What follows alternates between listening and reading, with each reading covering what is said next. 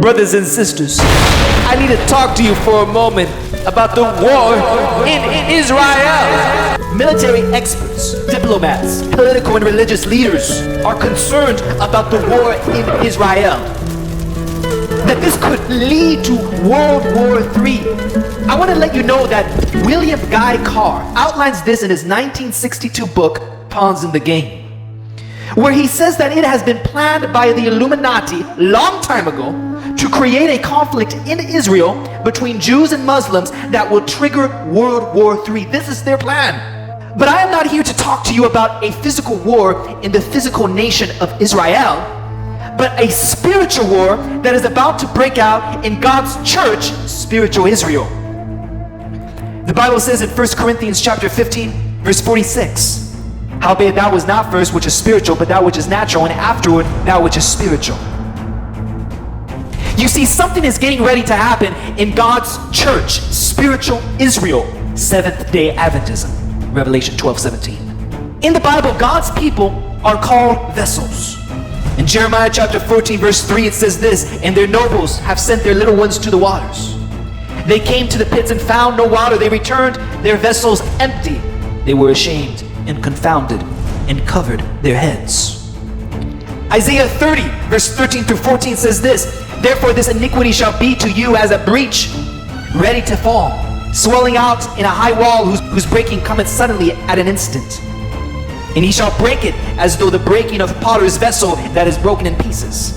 He shall not spare, so that there shall not be found in the bursting of it a sherd, to take fire from the hearth, or to take water with all out of the pit. Jeremiah 19 verse 11 says this, shout, say unto them, thus saith the Lord of hosts, even so will I break this people in this city, as one breaketh a potter's vessel that cannot be made whole again. And they shall bury them in Tophet, till there be no place to bury. You see, the Bible likens God's church to a vessel. Brothers and sisters, what happened right before Babylon fell in Daniel chapter 5? You know the story. It says in Daniel chapter 5, verse 2 through 3, Belshazzar, whilst he tasted the wine, commanded to bring the golden and silver vessels which his father Nebuchadnezzar had taken out of the temple, which was in Jerusalem, that the king and his princes, his wives, and his concubines might drink therein.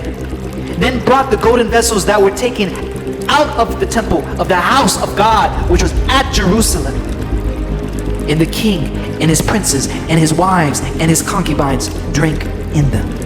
You see, the end time application to Daniel 5 is this, brothers and sisters.